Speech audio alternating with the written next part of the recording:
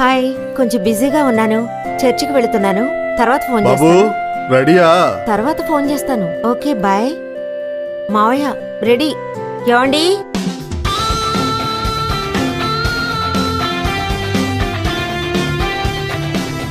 అమ్మా నేను కూడా రెడీ.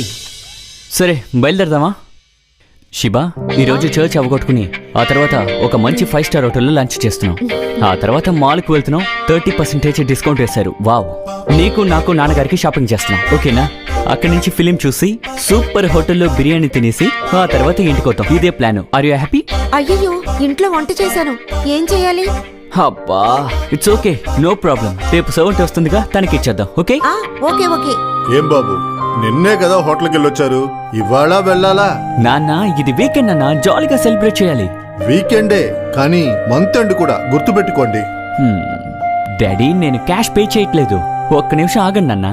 నా దగ్గర క్రెడిట్ కార్డు కూడా ఉంది. ఒక్కసారి గీకితే ఫినిష్. దానికి నువ్వేగా పే చేయాలి. ఓ అవును నాన్న, అది కూడా నేనే పే చేయాలి. 40 రోజులు టైం ఉంది నాన్న. పే చేయకపోతే ఈఎంఐగా కన్వర్ట్ చేసుకోవచ్చు. డోంట్ వరీ నాన్న. అప్డేట్ గా ఉంటేనే సొసైటీలో మర్యాద ఉంటుంది, లేదంటే ఎవరు పట్టించుకోరు. అర్థమైందా మీకు? బాబు, బైబిల్లో మీరేం చెప్పక్కర్లేదు. మీరు వస్తున్నారా లేదా? నేను రావట్లేదు బాబు. నేను చర్చికి వెళ్ళి బస్సు ఎక్కి ఇంటికొచ్చి ఇంట్లో ఏముందో అది తింటాను బాబు. నాకు అది చాలు. నేను రావట్లేదు, మీరు వెళ్ళండి. తర్వాత మీ ఇష్టం నాన్న. శిబా, బయలుదేరు.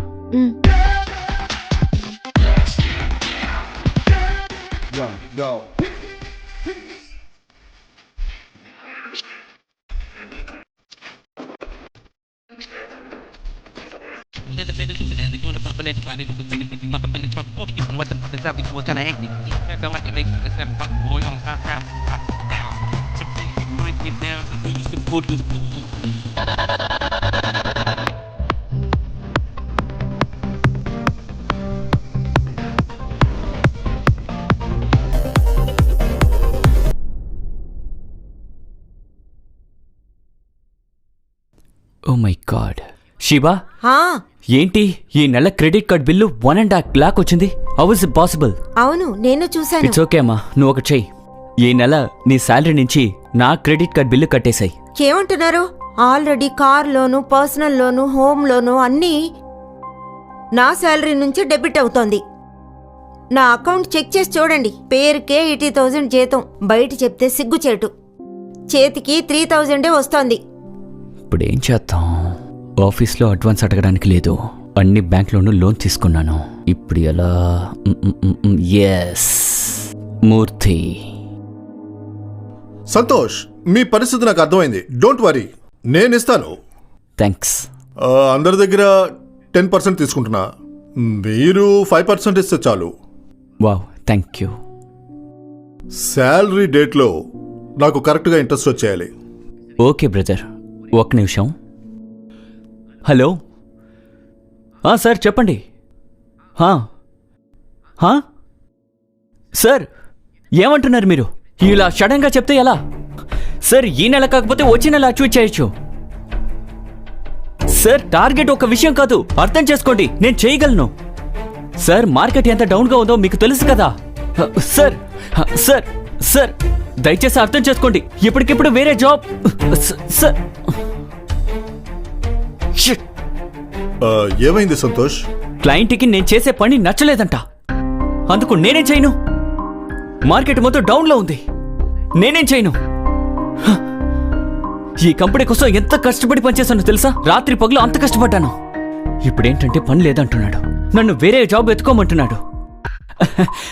దాని గురించి మీరేం దిగులు పడకండి. చెప్పిన టైంకి నెల డబ్బిచ్చేస్తాను నేను.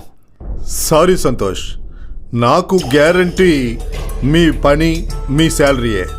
ఇప్పుడు అదే లేదంటే నేనెలా ఇవ్వాలి? I'm helpless. మూర్తినా, ఎందుకన్నా ఇలా ఇంకెక్కడన్నా చేయకండి, చూసుకోండి. ఏంట్రా ఆ, ఇంకా రాలేదు? ఏం రాలేదు? అదిగో వచ్చాడు చూడు. పద పద. ఆపరా రే. ఆపరా. దిగో, బయటికి దిగో, రారా, దిగో. దిగో.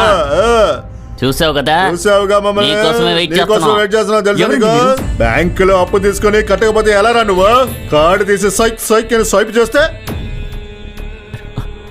సరే సరే, చూస్తూనే అందరూ ఉన్నారు. చూస్తున్నారు. వాళ్ళందరూ ఎందుకు మనం వచ్చినట్టు దర్జాగా వెళ్తూ ఇక్కడి నుంచి ఉంటారు. వెళ్ళిపోండి సార్, అర్థం ప్లీజ్. కావట్లేదు. మనం తర్వాత డీసెంట్గా మాట్లాడదాం. ఉన్నారు ఏయ్, అందరూ. డబ్బు తీసుకుని కట్టలేదు, నీకేంట్రా మర్యాద? ఎలా చూస్తారంట్రా, తీరా బండి. తీయండి. అలాగే. ఏరా, నా మాట బండి ఏంట్రా? ఏంటి? రారా. త్వరగా రే. ఏయ్, రా, తీయండి బండి. ఏంట్రా? త్వరగా, నేను మాట్లాడితే పని అవ్వదు కానీ. త్వరగా రే. ఏదంటే కారు ఇవ్వు. ఏదో ఒకటి ఇవ్వు. ఉంటారు కానీ అవసరం తెలీదు. వద్దు సార్, వద్దు సార్. అందుకే మీరు అంత సరిగ్గా చెప్పండి. చూస్తున్నా సార్, నా తీరా మాట బండి, నమ్మకండి. టైం అవుతుంది. గంటలు పెట్టేస్తాను. చేస్తాను. డబ్బు కోసం అరేంజ్ చేస్తున్నా. తీ బండి. ప్లీజ్. అలాగే. నీకెందుకురా కారు? ఏంట్రా అర్థం కాలేదు. బండి తీయండి.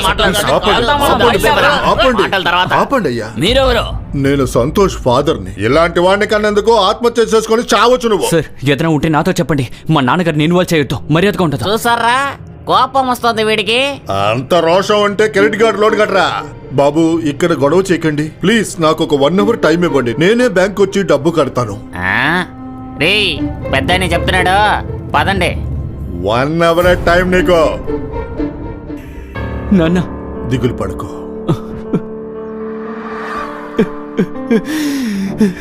ఇదంతా ఈ క్రెడిట్ కార్డు వల్లే.